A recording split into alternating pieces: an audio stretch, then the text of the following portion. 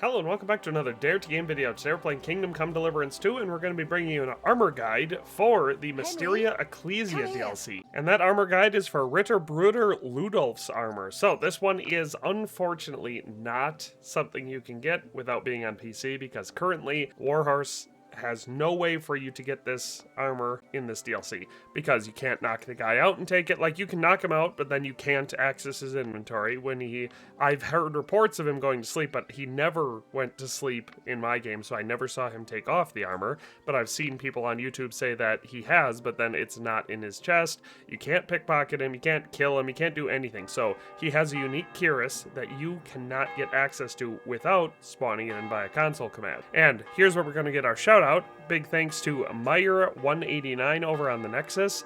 He commented on one of my videos that he's got a mod up there with all the lists, and I'll have that linked in the description, as well as the command codes for this entire suit of armor. Now keep in mind, most of this suit of armor is just regular armor pieces that you can get regularly through the game, and we'll go through them all.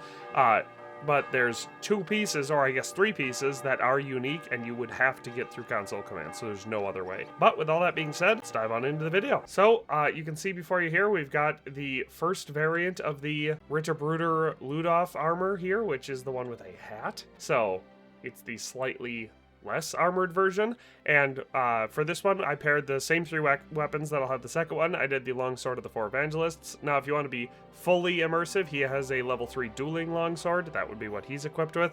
That being said, considering he's clearly a longsword guy, I'd figured he would have one of, if he had the option, he would prefer to have one of the best ones in the game. And since this one has religious undertones, or maybe even overtones, I figured the level 4 variant of the longsword of the four evangelists was the perfect weapon to pair with the suit of armor. And of course it says, a beautiful longsword with engravings of the four evangelists, Matthew, Mark, Luke, and John. According to tradition, each has a supernatural attribute. Matthew is depicted as an angel, Mark as a winged lion, Luke as a winged bull, and John as an eagle. Minimum strength of 15 and agility of 14 to use this, piercing damage of 161, slash damage of 168, blunt damage of 32, defense of 235, durability of 180, and a weight of 3.5 pounds. So overall, just one of the absolute best longswords in the game. Then I also paired Dinesh's dagger with it, just because, you know, it's also from the DLC, and a torch, because may it be a light for you in dark places when all other lights go out. So that's all for the weapons. I didn't want to overcomplicate it, and since he definitely is someone who, I mean, the cuirass has a dagger equipped on the back, so you gotta have a dagger, and like I said, he typically has a dueling longsword, so the longsword of the four evangelists felt very appropriate. The armor that makes up the suit of armor is, now, most of this is just normal stuff. I decided to use best in-class items because, you know, we're gonna go for AAR, of course, but the base layer of this one is made up of some dark burger shoes, the quilted hose dark, the noble's pouch, noble's belt, a short pourpont. Again, we went with a black and gold variant. That is the base. Oh, and then the golden cross with garnets, golden cross ring, and the noble spurs. So that's our base layer. Again, none of those are unique at all. They're just regular, for the most part, best in-class items that A, look good with the suit of armor for what you can actually see, B, maximize charisma, and C, of course, maximize your armor value. So that's our base layer. On top of that, for the mail and padding layer, on this suit of armor, we don't really have anything because it's got a hat, so we don't have any padding up there. The only thing we've got that we're equipped with is the hauberk long, which again, nothing specially unique about that. It's just the best chainmail hauberk that exists in the game. Then on top of that, the regular items that, like I said, are just regular in-game items that have existed for the entire duration of this game. We have the Nuremberg plate sleeves at level 3. These are the armor that we're wearing. The Bavarian plate legs at level 3. That's the leg armor. You can see it is a plate leg armor that does not have sabatons. That's why we have to have boots or shoes on. Hourglass gauntlets, which are just basic plate gauntlets. And so all of those items, all three of those, are just regular. You know, we've had those forever. So even if you don't have console commands and you still want to come somewhat close to imitating the suit, you can, just with, you know, those three items that already exist. The unique ones that we're currently wearing, so the cuirass, this unique cuirass that we're wearing, the, you know, decorative Teutonic looking one here, that is listed in the game as the noble laminar sleeves at level 3. And the description, clearly we're not supposed to have it. It says, this is a unique clothing asset for an important character. If you got it in game, report it. Stats on this one, stab defense of 124, slash defense of 91, blunt defense of 32, conspicuousness of 70, noise of 93, visibility of 31, charisma charisma 15, durability of 17, and a weight of 14.7 pounds. I have no idea why this is something that could not have just been added into the game as something you could get. I get that it's unique, and they did kind of the same thing with the Markvart von Aulitz. He had a unique cuirass, and they never gave us a way to get that one. Even you could get up to the point of being in the same room as him, and the cuirass being on an armor stand, but for some reason, Henry cannot take it. And that this feels exactly the same way as that. It feels totally arbitrary. Yeah, it's unique. So what? You saying Henry could not take it? Runes immersion. But anyway, then on top of that, our other unique item for this variant of the suit of armor is the hat, and that is just listed as a suspicious bag. So that's fun, and it says what might be inside. Stab defense on this is 102, slash defense is 73, blunt defense is 26, conspicuousness is 70, noise is 44, visibility is 80, charisma is 11, durability is 27, and weight is 5 pounds. So that is the first variant of his armor, the one without any sort of a helmet or head protection. It's just his casual walking around armor.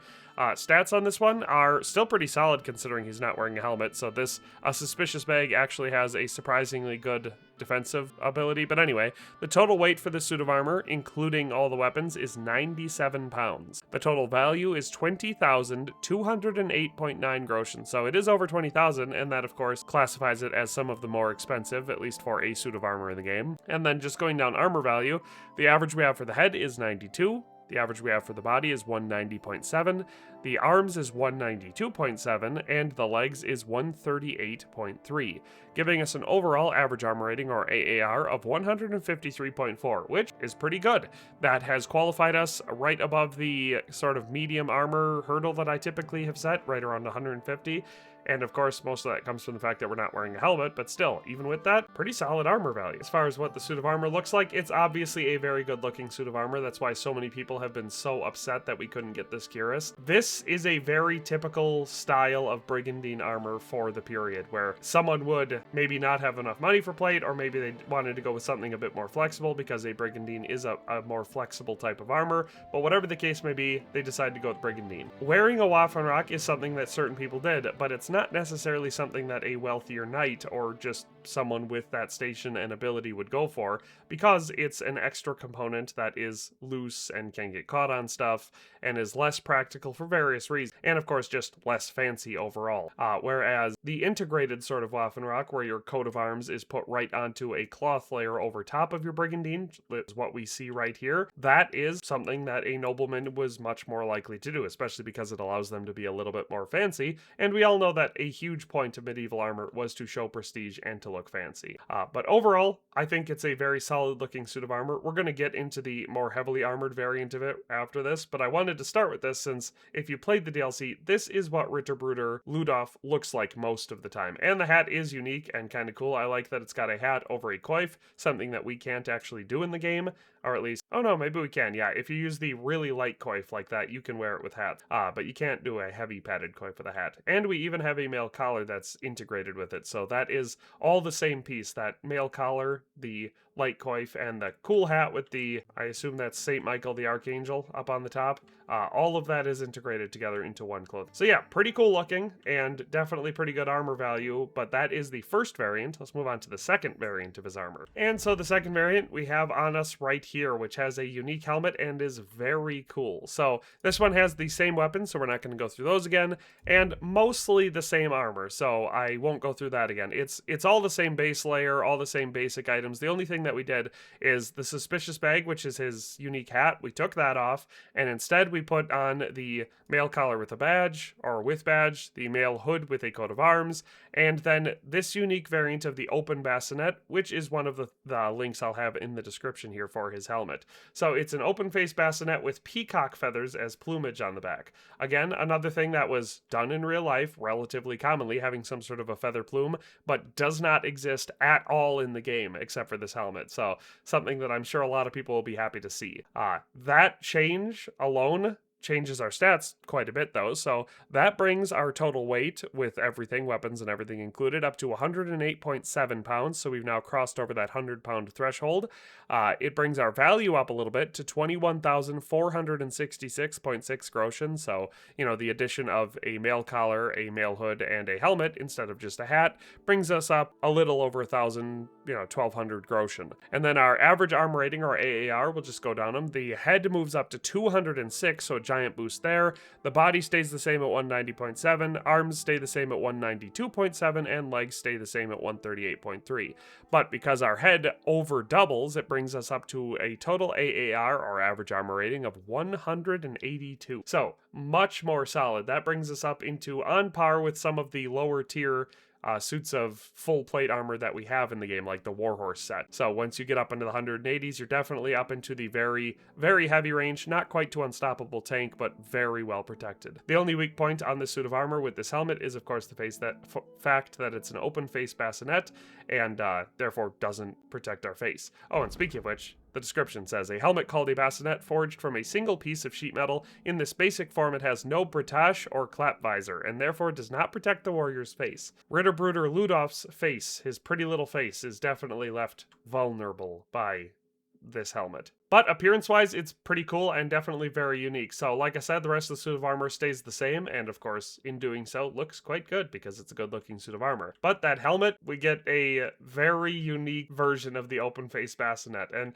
again, it's another reason why people are going to be mad. You add these unique, cool items into a DLC, and then for whatever reason, arbitrarily decide we're not going to make those available to people who don't have the ability to just spawn them in with console commands. I think it's a pretty cool-looking suit of armor. Stat-wise, it's very solid. It would have been really cool if this was something that you could get through his chest or pickpocket off him or whatever the case may be in the DLC. But if you're on PC, at the very least, you can enable dev mode and then install, or not install, but add these with console commands. So like I said, I will have a link to the mod in question in the description. That mod was from Meyer189, and it's not actually a mod, it's just a online resource with all of the item IDs for every single item that was added with this DLC. And I will also have just the item IDs for this suit of armor, at least for the outside plate pieces, you know, the unique stuff. The underlayer, the mail, the gambeson I won't have, but the helmets and the cuirass and the sleeves and all that sort of stuff, that will be in the description down below this video. But I guess that's probably all we have for today. So I hope you enjoyed this video. I'm going to try to edit it and get it out as quick as possible. But that's all for today. We'll see you next time. Thanks for watching another Dare to Game video. If you liked this video, please leave a like and a comment. If you haven't already, be sure to subscribe to the channel. If you like my content and would like to support this channel, consider becoming a member today for as little as $1.99 a month. It makes a huge difference. But in any case, thanks for watching and have a nice day. I'll see you next time.